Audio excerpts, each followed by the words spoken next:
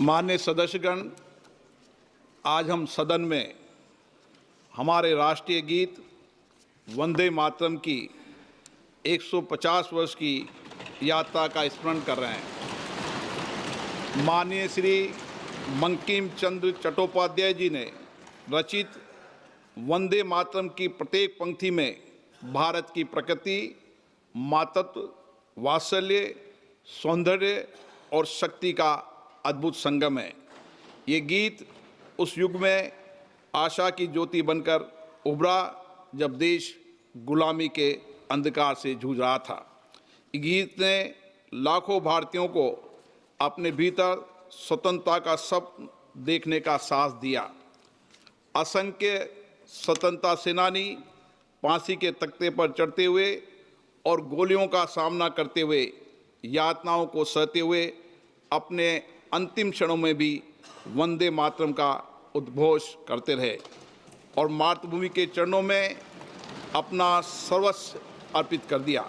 आज हम उन याद अज्ञात सभी वीरों को प्रणाम करते हैं जिनके बलिदान ने वंदे मातरम को केवल एक गीत नहीं बल्कि राष्ट्रीय संकल्प का प्रतीक बना दिया।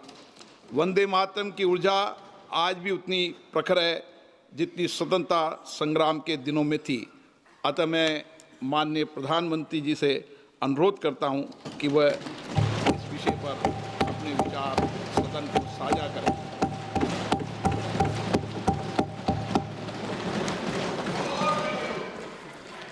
आदरणीय अध्यक्ष महोदय, मैं आपका और सदन के सभी माननीय सदस्यों का हृदय से आभार व्यक्त करता हूं कि हमने इस महत्वपूर्ण अवसर पर एक सामूहिक चर्चा का रास्ता चुना है। जिस मंत्र ने, जिस जयघोष ने देश की आजादी के आंदोलन को ऊर्जा दी थी, प्रेरणा दी थी, त्याग और तपस्या का मार्ग दिखाया था, उस वंदे मातरम का पुण्य स्मरण करना इस सदन में हम सबका ये बहुत बड़ा सौभाग्य है और हमारे लिए गर्व की बात है कि वंदे मातरम के 150 वर्ष निमित्त इस ऐतिहासिक अवसर के हम साक्षी बन रहे हैं।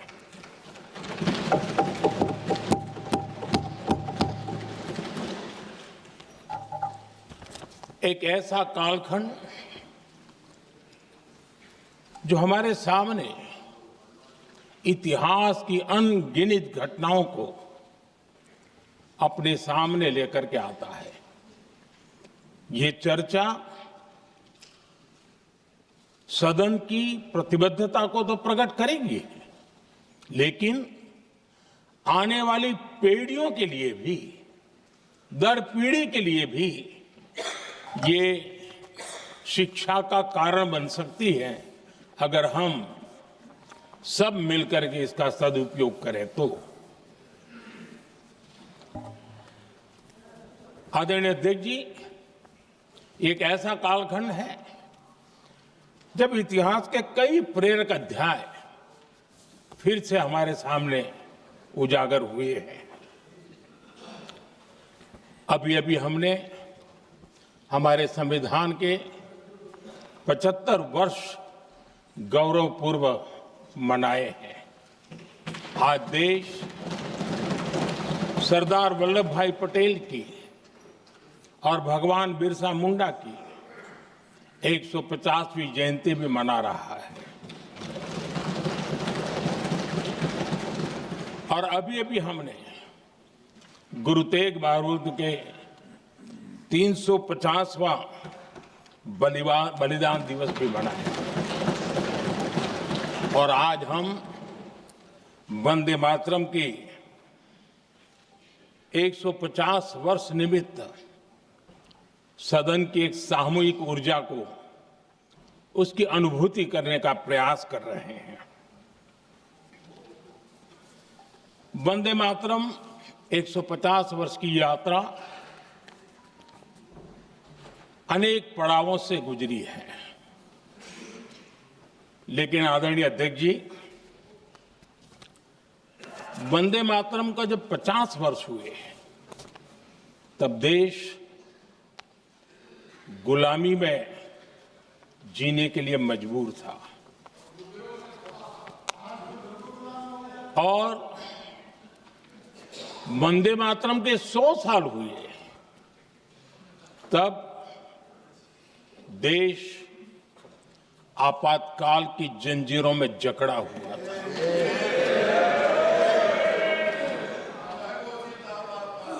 जब वंदे मातरम 100 साल के अत्यंत उत्तम पर्व था, तब भारत के संविधान का गला घोंट दिया गया था।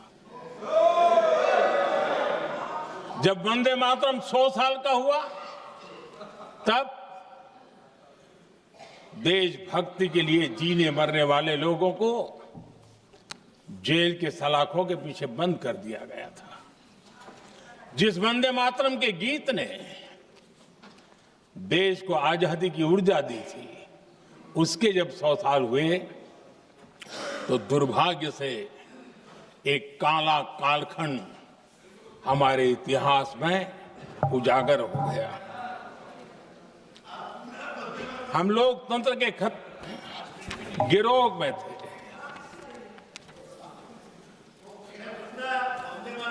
आदरणीय अध्यक्ष जी, 150 वर्ष उस महान अध्याय को, उस गौरव को पुनः स्थापित करने का अवसर है और मैं मानता हूं सदन ने भी और देश ने भी इस अवसर को जाने नहीं देना चाहिए। यही वंदे मातरम है जिसने 1947 में देश को आजादी दिलाई। स्वतंत्रता संग्राम का भावात्मक नेतृत्व इस वंदे मातरम के जयघोष में था।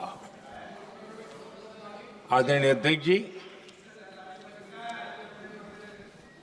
आपके समक्ष आज जब मैं वंदे मातरम 150 निमित्त चर्चा के लिए आरंभ करने खड़ा हुआ हूं, यहां कोई पक्ष प्रतिपक्ष नहीं है, क्योंकि हम सब यहां जो बैठे हैं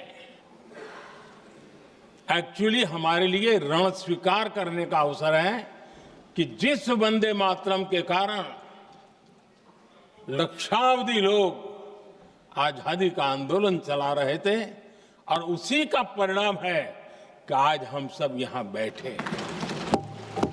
और इसलिए हम सभी सांसदों के लिए, हम सभी जनप्रतिनिधियों के लिए वंदे मातरम के रण स्वीकार करने का ये पावन पर्व है।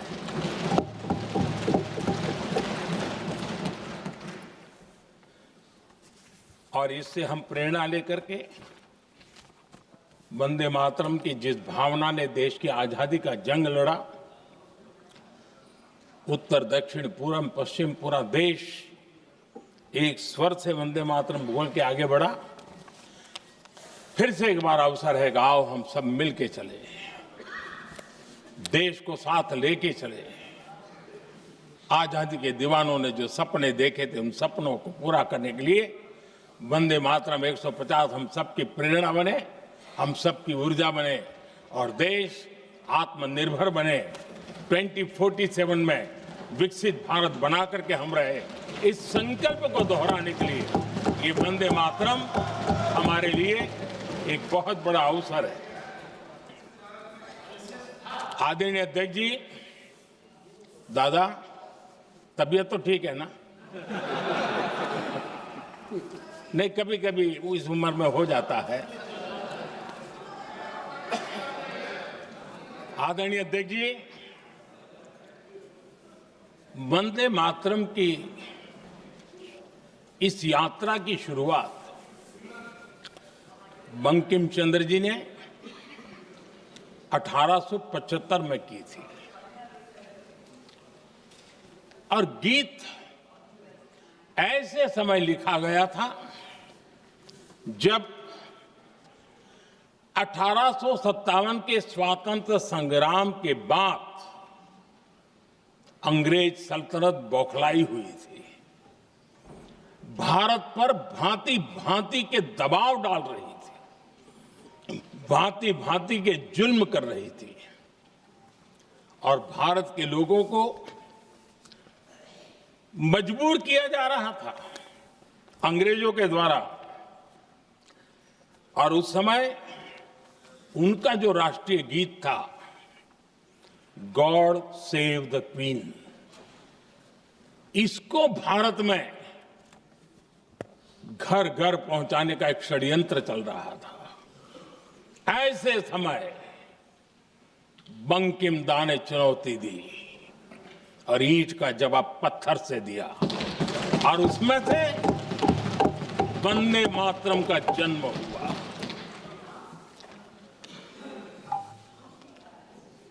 इसके कुछ वर्ष बाद 1882 में जब उन्होंने आनंद मठ लिखा तो इस गीत का उसमें समावेश किया गया। आदरणीय अध्यक्ष जी, वंदे मातरम ने उस विचार को पुनर्जीवित किया था जो हजारों वर्ष से भारत की रग रग में रचा बसा था। उसी भाव को, उसी संस्कारों को, उसी संस्कृति को, उसी परंपरा को उन्होंने बहुत ही उत्तम शब्दों में, उत्तम भाव के साथ वंदे मातरम के रूप में हम सबको बहुत बड़ी सौगात दी थी। वंदे मातरम ये सिर्फ केवल राजनीतिक आजादी की लड़ाई का मंत्र नहीं था। सिर्फ हम अंग्रेज जाए और हम खड़े हो जाए, अपने राह पर चले, इतने मात्र तक वंदे मातरम प्रेरित नहीं करता था, उससे कहीं आगे था। आजादी की लड़ाई इस मातृभूमि को मुक्त कराने का भी जंग था। अपनी मां भारती को उन बेड़ियों से मुक्ति दिलाने का एक पवित्र जंग था। और वंदे मातरम की पृष्ठभूमि हम देखें, उसके संस्कार सरिता देखें, तो हमारे यहां वेद काल से एक बात बार बार हमारे सामने आई है। जब वंदे मातरम कहते हैं तो वही वेद काल की बात हमें याद आती है। वेद काल से कहा गया है, माता भूमि ही पुत्रो अहम पृथिव्याः,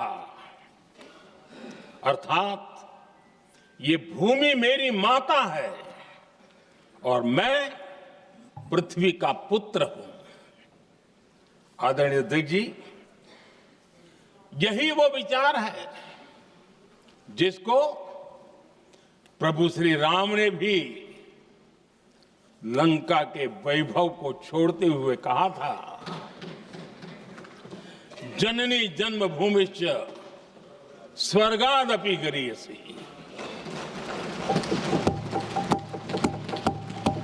वंदे मातरम यही महान सांस्कृतिक परंपरा का एक आधुनिक अवतार है। आदरणीय अध्यक्ष जी, बंकिम दा ने जब वंदे मातरम की रचना की तो स्वाभाविक ही वो स्वतंत्रता आंदोलन का स्वर बन गया। पूरब से पश्चिम, उत्तर से दक्षिण, वंदे मातरम हर भारतीय का संकल्प बन गया। इसलिए वंदे मातरम की स्तुति में लिखा गया था, मातृभूमि स्वतंत्रता की वेदिका पर मदोमय, मातृभूमि स्वतंत्रता की वेदिका पर मोदमय, स्वार्थ का बलिदान है यह शब्द है वंदे मातरम। है सजीवन मंत्र भी यह विश्व विजयी मंत्र भी, शक्ति का आह्वान है यह शब्द वंदे मातरम। उष्ण शोणित से लिखो, वक्षस्थली को चीरकर, वीर का अभिमान है यह शब्द वंदे मातरम। आदरणीय अध्यक्ष जी, कुछ दिन पूर्व जब वंदे मातरम 150 का आरंभ हो रहा था तो मैंने उस आयोजन में कहा था, वंदे मातरम हजारों वर्ष की सांस्कृतिक ऊर्जा भी थी, उसमें आजादी का जज्बा भी था और आजाद भारत का विजन भी था। अंग्रेजों के उस दौर में एक फैशन हो गई थी भारत को कमजोर, निकम्मा, आलसी, कर्महीन, इस प्रकार भारत को जितना नीचा दिखा सके ऐसी एक फैशन बन गई थी। और उसमें हमारे यहां भी जिन्होंने तैयार किए थे वो लोग भी वही भाषा बोलते थे। तब बंकिमदा ने उस हीन भावना को भी झकझोरने के लिए और सामर्थ्य का परिचय कराने के लिए वंदे मातरम के भारत के सामर्थ्यशाली स्वरूप को प्रकट करते हुए आपने लिखा था, तम ही दुर्गा दश प्रहरण धारिणी, कमला कमल दल विहारिणी, वाणी विद्या दायिनी, नमामि त्वाम नमामि कमलाम, अमलाम अतुलाम, सुजलाम सुफलाम, मातरम वंदे मातरम। अर्थात भारत माता ज्ञान और समृद्धि की देवी भी है और दुश्मनों के सामने अस्त्र शस्त्र धारण करने वाली चंडी भी है। अध्यक्ष जी, ये शब्द, ये भाव, ये प्रेरणा गुलामी की हताशा में हम भारतीयों को हौसला देने वाले थे। इन वाक्यों ने तब करोड़ों देशवासियों को यह एहसास कराया कि लड़ाई किसी जमीन के टुकड़े के लिए नहीं है, ये लड़ाई सिर्फ सत्ता के सिंहासन को कब्जा करने के लिए नहीं है, ये गुलामी की बेड़ियों को मुक्त कर हजारों साल की महान जो परंपराएं थी, महान संस्कृति, जो गौरवपूर्ण इतिहास था, उसको फिर से पुनर्जन्म कराने का संकल्प इसमें था।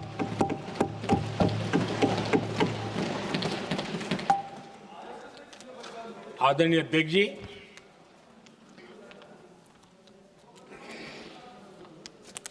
वंदे मातरम इसका जो जन जन से जुड़ाव था, ये हमारे स्वतंत्र संग्राम की एक लंबी गाथा अभिव्यक्त होती है। आदरणीय अध्यक्ष जी, जब भी जैसे किसी नदी की चर्चा होती है, चाहे सिंधु हो, सरस्वती हो, कावेरी हो, गोदावरी हो, गंगा हो, यमुना हो,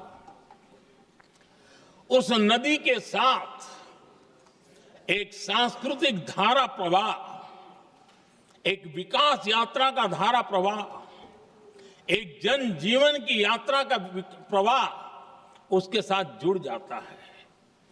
लेकिन क्या कभी किसी ने सोचा है कि आजादी जंग के हर पड़ाव, वो पूरी यात्रा वंदे मातरम की भावनाओं से गुजरता था, उसके तट पर पल्लवित होता था। ऐसा भाव काव्य शायद दुनिया में कहीं उपलब्ध नहीं होगा। आदरणीय अध्यक्ष जी,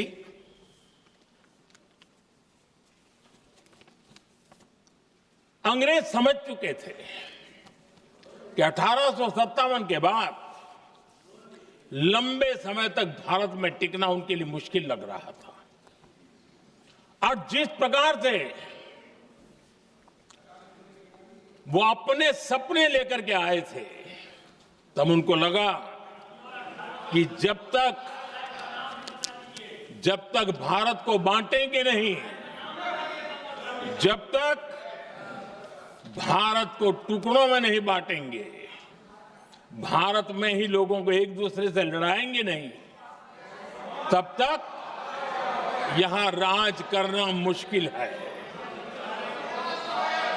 और अंग्रेजों ने बांटो और राज करो इस रास्ते को चुना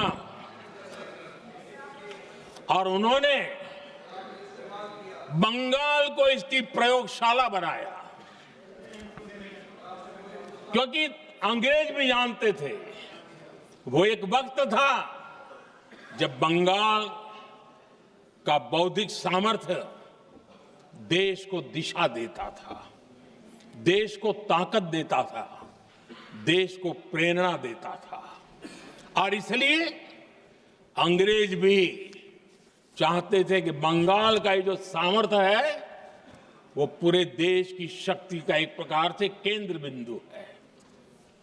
और इसलिए अंग्रेजों ने सबसे पहले बंगाल के टुकड़े करने की दिशा में काम किया। और अंग्रेजों का मानना था कि एक बार बंगाल टूट गया तो ये देश भी टूट जाएगा और वो यावत चंद्र दिवाकरो राज करते रहेंगे, ये इनकी सोच थी। 1905 में अंग्रेजों ने बंगाल का विभाजन किया, लेकिन जब अंग्रेजों ने 1905 में ये पाप किया तो वंदे मातरम चट्टान की तरह खड़ा रहा। बंगाल की एकता के लिए वंदे मातरम गली गली का नाद बन गया था और वही नारा प्रेरणा देता था। अंग्रेजों ने बंगाल विभाजन के साथ ही भारत को कमजोर करने के बीच और अधिक बोने की दिशा पकड़ ली थी। लेकिन वंदे मातरम एक स्वर एक सूत्र के रूप में अंग्रेजों के लिए चुनौती बनता गया और देश के लिए चट्टान बनता गया। आदरणीय अध्यक्ष जी, बंगाल का विभाजन तो हुआ, लेकिन एक बहुत बड़ा स्वदेशी आंदोलन खड़ा हुआ और तब वंदे मातरम हर तरफ गूंज रहा था। अंग्रेज समझ गए थे कि बंगाल की धरती से निकला बंकिम दा का ये भाव सूत्र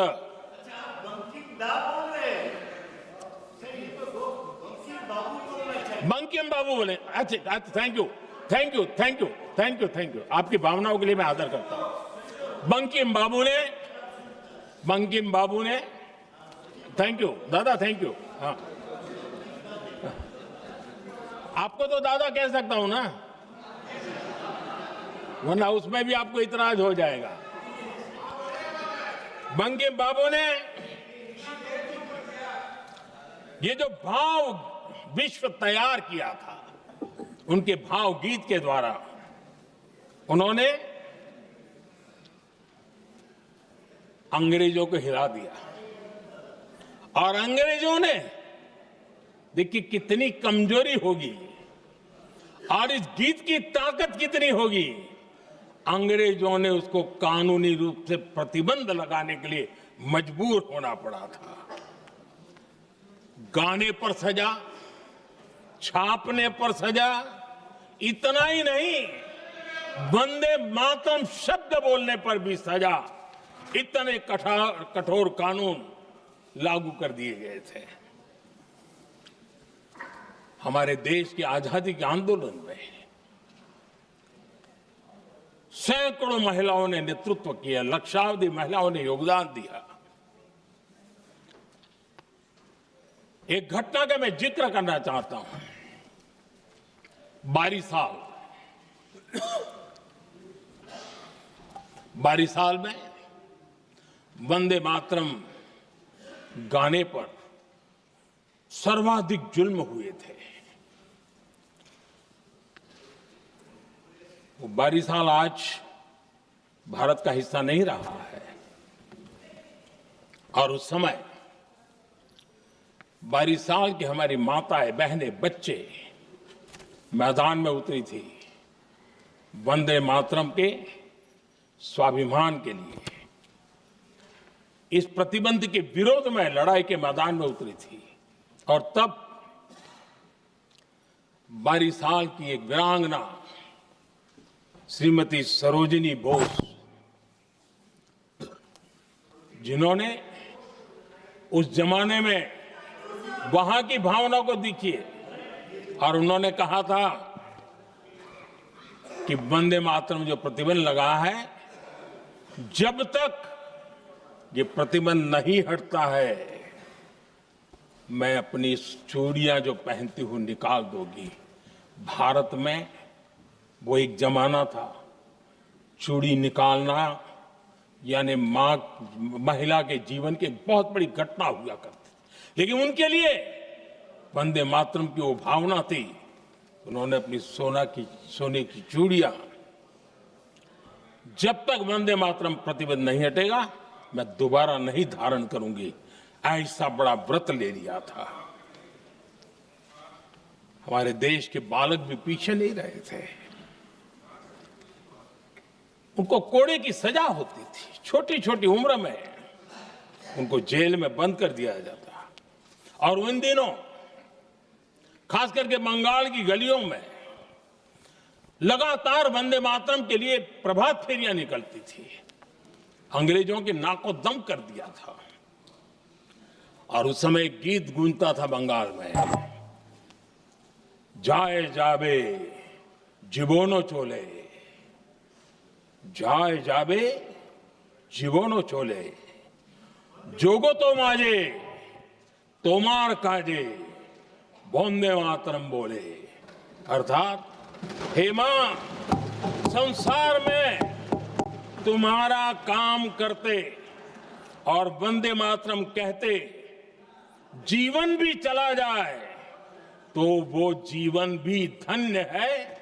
ये बंगाल की गलियों में बच्चे कह रहे हैं। ये गीत उन बच्चों की हिम्मत का स्वर था, और उन बच्चों की हिम्मत ने देश को हिम्मत दी थी। बंगाल की गलियों से निकली आवाज देश की आवाज बन गई थी।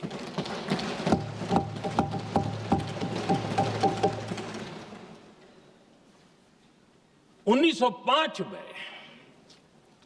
फरीदपुर के गांव में बहुत छोटी छोटी उम्र के बच्चे जब वंदे मातरम के नारे लगा रहे थे, अंग्रेजों ने बेरहमी से उन पर कोड़े मारे थे। यानी एक प्रकार से जीवन और मृत्यु के बीच लड़ाई लड़ने के लिए मजबूर कर दिया था। इतना अत्याचार हुआ था। 1906 में नागपुर में नील सिटी हाई स्कूल के उन बच्चों पर भी अंग्रेजों ने ऐसे ही जुल्म किए थे। गुनाह यही था कि वो एक स्वर से वंदे मातरम बोल करके खड़े हो गए थे। उन्हें वंदे मातरम के लिए मंत्र का महात्म्य अपनी ताकत से सिद्ध करने का प्रयास किया था। हमारे जांबाज सपूत बिना किसी डर के फांसी के तख्त पर चढ़ते थे और आखिरी सांस तक वंदे मातरम, वंदे मातरम, वंदे मातरम, यही उनका भाव घोष रहता था। खुदीराम बोस, मदनलाल ढींगरा, राम प्रसाद बिस्मल, अशफाकुल्ला खान, रोशन सिंह, राजेंद्र नाथ लाहिड़ी, रामकृष्ण विश्वास, अनगिनत जिन्होंने वंदे मातरम कहते कहते फांसी के फंदे को अपने गले पर लगाया था। लेकिन देखिए, ये अलग अलग जेलों में होता था, अलग अलग इलाकों में होता था। प्रक्रिया करने वाले चेहरे अलग थे, लोग अलग थे। जिन पर जुल्म हो रहा था उनकी भाषा भी अलग थी। लेकिन एक भारत श्रेष्ठ भारत, इन सब का मंत्र एक ही था, वंदे मातरम।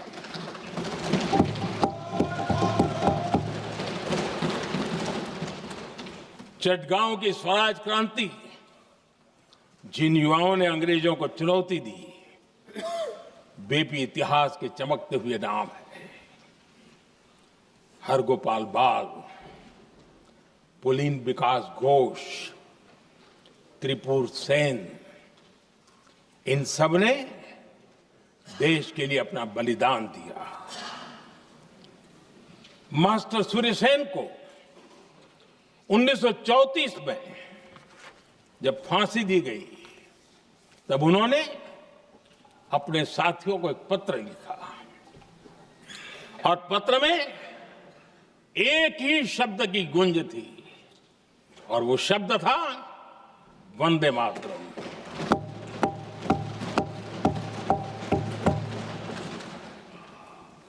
आदरणीय अध्यक्ष जी, हम देशवासियों को गर्व होना चाहिए।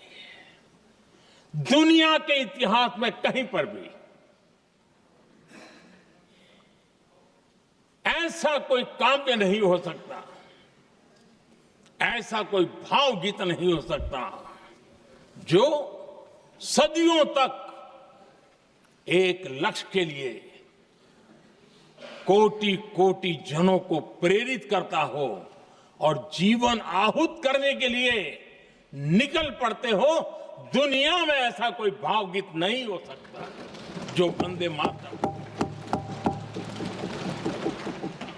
पूरे विश्व को पता होना चाहिए कि गुलामी के कालखंड में भी ऐसे लोग हमारे यहां पैदा होते थे जो इस प्रकार के भावगीत की रचना कर सकते थे।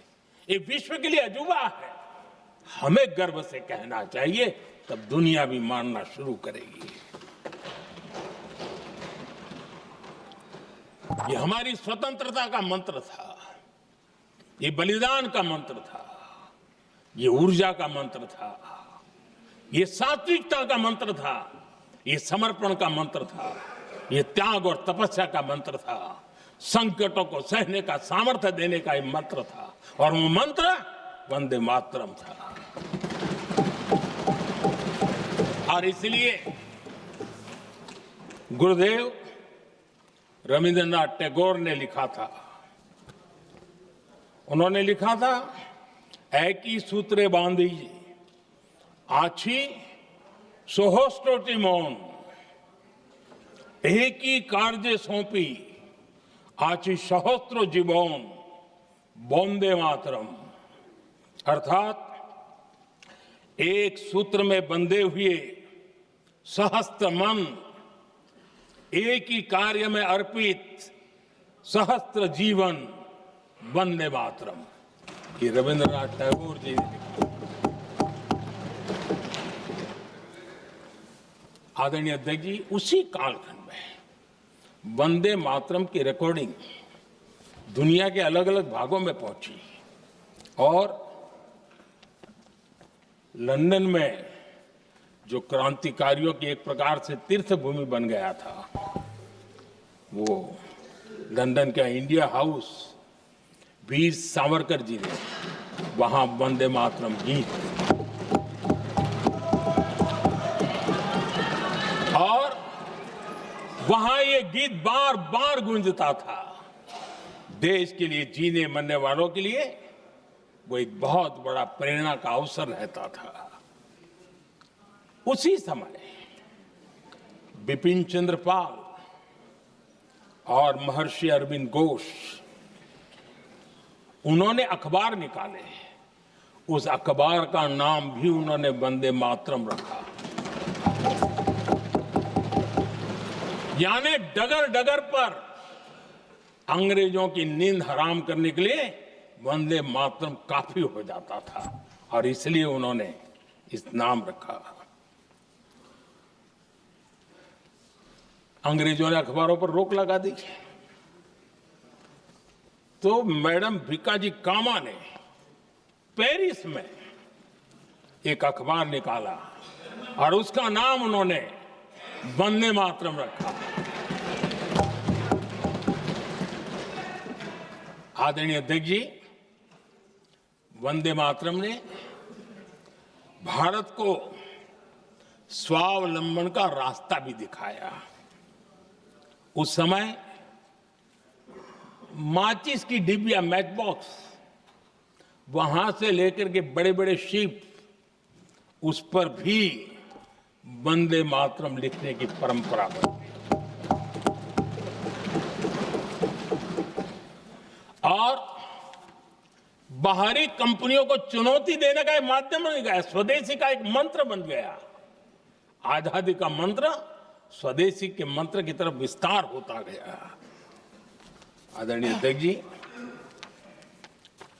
मैं एक और घटना का जिक्र भी करना चाहता हूं। 1907 में जब वीओ चिदम्बरम पिल्लाई, उन्होंने स्वदेशी कंपनी का जहाज बना तो उस पर भी लिखा था वंदे मातरम।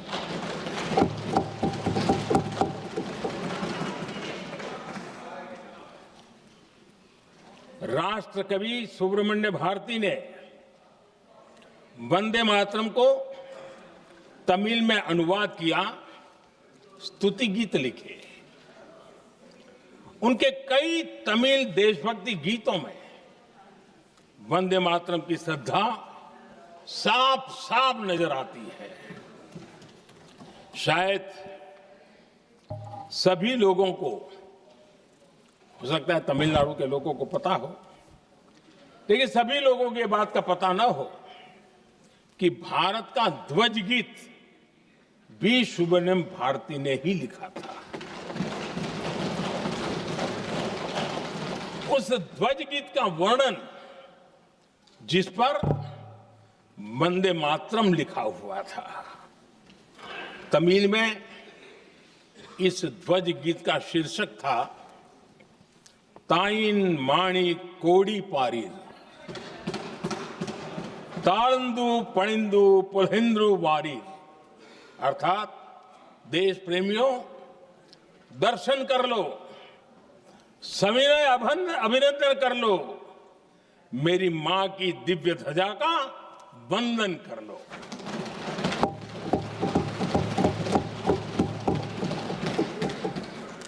आदरणीय अध्यक्ष महोदय, मैं आज इस सदन में वंदे मातरम पर महात्मा गांधी की भावनाएं क्या थी वो भी रखना चाहता हूं। दक्षिण अफ्रीका से प्रकाशित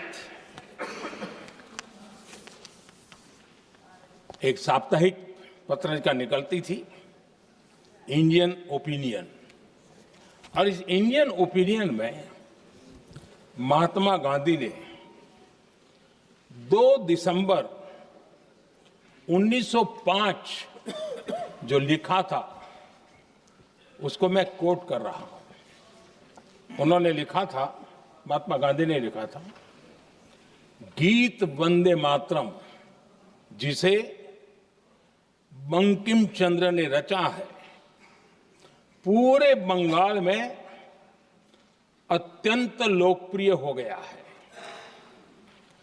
स्वदेशी आंदोलन के दौरान बंगाल में विशाल सभाएं हुई जहां लाखों लोग इकट्ठा हुए और बंकिम का यह गीत गाया। गांधी जी आगे लिखते हैं, ये बहुत महत्वपूर्ण है। वो लिखते हैं, ये 1905 की बात है। उन्होंने लिखा, यह गीत इतना लोकप्रिय हो गया है जैसे ये हमारा नेशनल एंथम बन गया है।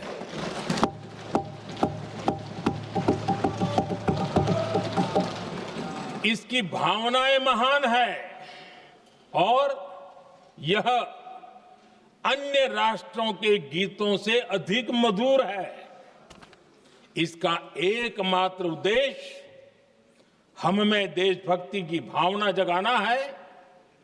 यह भारत को मां के रूप में देखता है और उसकी स्तुति करता है। अध्यक्ष जी, जो वंदे मातरम 1905 में महात्मा गांधी को नेशनल एंथम के रूप में दिखता था, देश के हर कोने में, हर व्यक्ति के जीवन में जो भी देश के लिए जीता जानता, देश के लिए जागता था, उन सब के लिए वंदे मातरम की ताकत बहुत बड़ी थी। वंदे मातरम इतना महान था, जिसकी भावना इतनी महान थी, तो फिर पिछली सदी में इसके साथ इतना बड़ा अन्याय क्यों हुआ?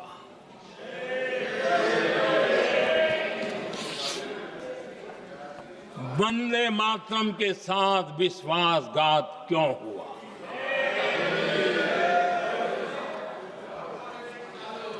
ये अन्याय क्यों हुआ? वो कौन सी ताकत थी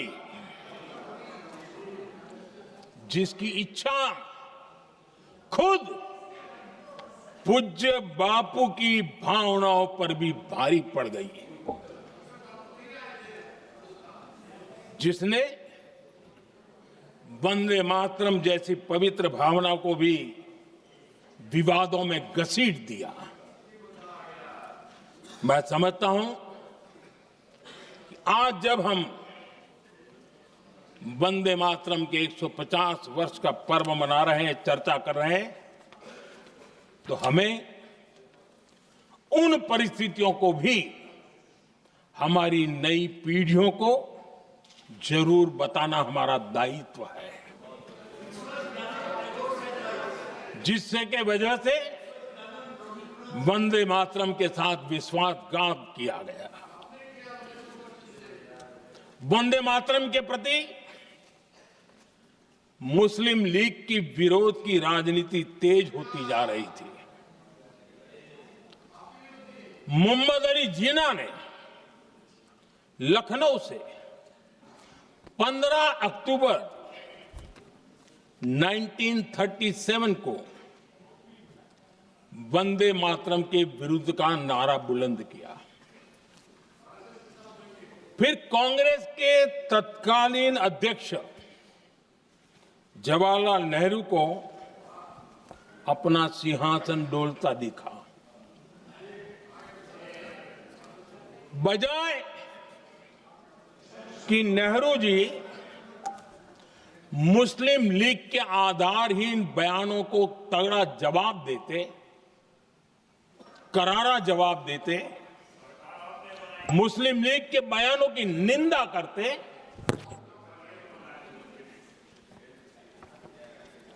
और वंदे मातरम के प्रति खुद की भी और कांग्रेस पार्टी की भी निष्ठा को प्रकट करते हैं। लेकिन उल्टा हुआ। वो ऐसा क्यों कर रहे वो तो पूछा ही नहीं, न जाना, लेकिन उन्होंने वंदे मातरम की ही पड़ताल शुरू कर दी। जिन्ना के विरोध के 5 दिन बाद ही 20 अक्टूबर को नेहरू जी ने नेताजी सुभाष बाबू को चिट्ठी लिखी। उस चिट्ठी में जिन्ना की भावना से नेहरू जी अपनी सहमति जताते हुए कि वंदे मातरम की, ये जो उन्होंने सुभाष बाबू को लिखा है, वंदे मातरम की आनंद मठ वाली पृष्ठभूमि मुसलमानों को इरिटेट कर सकती है। मैं नेहरू जी का कोट पढ़ता हूं। नेहरू जी कहते हैं, मैंने वंदे मातरम गीत का बैकग्राउंड पढ़ा है। नेहरू जी फिर लिखते हैं, मुझे लगता है कि ये जो बैकग्राउंड है इससे मुस्लिम भड़केंगे। साथियों, इसके बाद कांग्रेस की तरफ से बयान आया कि 26 अक्टूबर से कांग्रेस कार्य समिति की एक बैठक कोलकाता में होगी, जिसमें वंदे मातरम के उपयोग की समीक्षा की जाएगी। बंकिम बाबू का बंगाल, बंकिम बाबू का कोलकाता, और उसको चुना गया और वहां पर समीक्षा करना तय किया। पूरा देश हतप्रभ था, पूरा देश हैरान था। पूरे देश में देशभक्तों ने इस प्रस्ताव के विरोध में देश के कोने कोने में प्रभात फेरियां निकाली, वंदे मातरम गीत गाया। लेकिन देश का दुर्भाग्य कि 26 अक्टूबर को कांग्रेस ने वंदे मातरम पर समझौता कर लिया।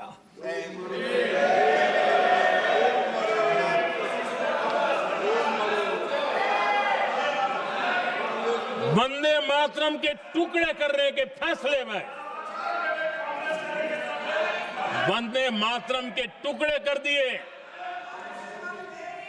उस फैसले के पीछे नकाब ये पहना गया, चोला ये पहना गया कि ये तो सामाजिक सद्भाव का काम है। लेकिन इतिहास इस बात का गवाह है कि कांग्रेस ने मुस्लिम लीग के सामने घुटने टेक दिए और मुस्लिम लीग के दबाव में किया। और कांग्रेस का ये तुष्टीकरण की राजनीति को साधने का एक तरीका था। आदरणीय अध्यक्ष जी, तुष्टीकरण की राजनीति के दबाव में कांग्रेस वंदे मातरम के बंटवारे के लिए झुकी। इसलिए कांग्रेस को एक दिन भारत के बंटवारे के लिए झुकना पड़ा।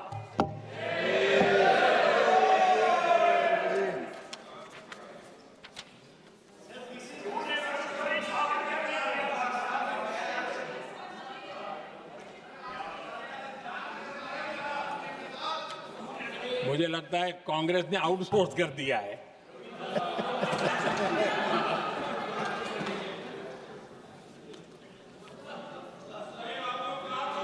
दुर्भाग्य से कांग्रेस की नीतियां वैसी की वैसी थी है, और इतना ही नहीं, आईएनसी चलते चलते एमएमसी हो गया है।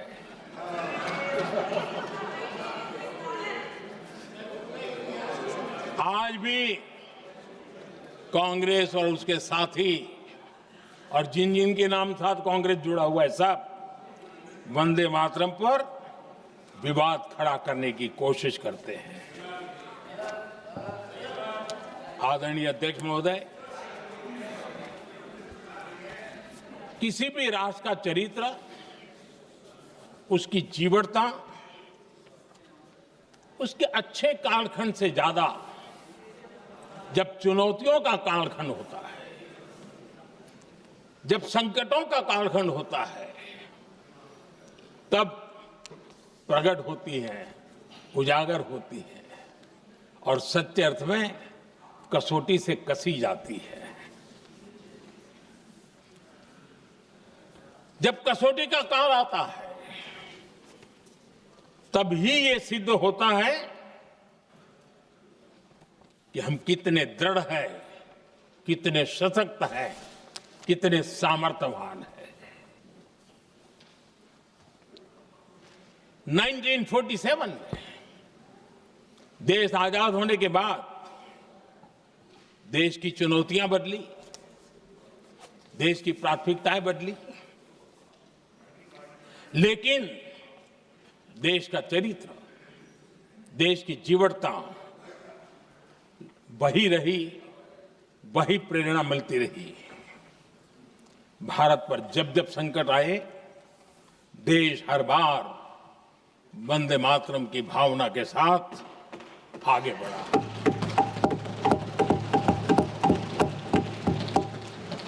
बीच का कालखंड कैसा गया जाने दो, लेकिन आज भी 15 अगस्त 26 जनवरी की जब बात आती है, हर घर तिरंगा की बात आती है, चारों तरफ भाव दिखता है, तिरंगे झंडे फहराते।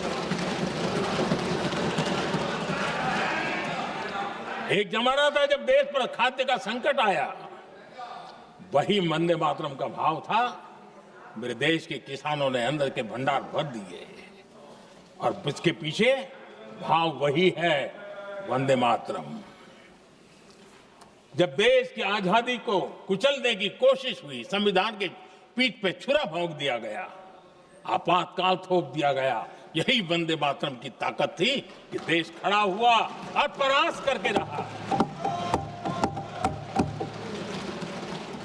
देश पर जब भी युद्ध थोपे गए, देश को जब भी संघर्ष की नौबत आई, यही वंदे मातरम का भाव था। देश का जवान सीमाओं पर अड़ गया और मां भारती का झंडा फहराता रहा, विजय श्री प्राप्त कर। कोरोना जैसे वैश्विक महासंकट आया, यही देश उसी भाव से खड़ा हुआ, उसको भी परास्त करके आगे बढ़ गया। आदरणीय अध्यक्ष जी, यह राष्ट्र की शक्ति है, यह राष्ट्र को भावनाओं से जोड़ने वाला सामर्थ्यवान एक ऊर्जा प्रवाह है, ये चेतना प्रवाह है, ये संस्कृति की अविरल धारा का प्रतिबिंब है, उसका प्रकटीकरण है। ये वंदे मातरम हमारे लिए सिर्फ स्मरण करने का काल नहीं, एक नई ऊर्जा, नई प्रेरणा का लेने का काल बन जाए और हम उसके प्रति समर्पित होते चले। और मैंने पहले कहा, हम लोगों पर तो कर्ज है वंदे मातरम का। वही वंदे मातरम है जिसने वो रास्ता बनाया, जिस रास्ते से हम यहां पहुंचे हैं, और इसलिए हमारा कर्ज बनता है।